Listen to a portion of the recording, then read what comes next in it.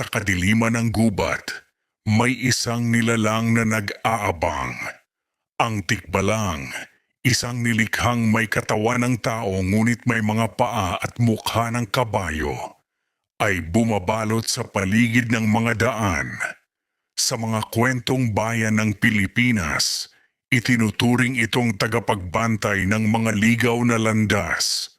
Ayon sa mga sinaunang paniniwala, ang tikbalang ay may kakayahang magpaibig sa sinumang tao na kanyang tatawagin. Pero huwag magpaloko.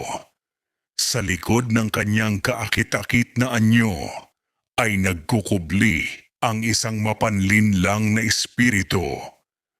Lalo na kapag ikaw ay naglalakbay sa mga magubat na daan o sa mga bundok na tahimik, doon siya nagtatago, nagmamasid at naghihintay ng tamang pagkakataon.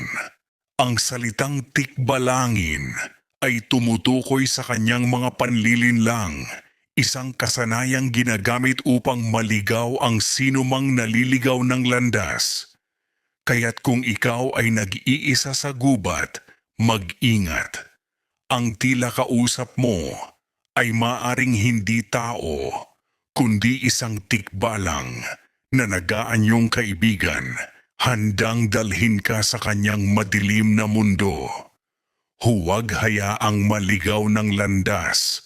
Ang gubat ay puno ng mga kwentong nakakatakot na naghihintay na marinig.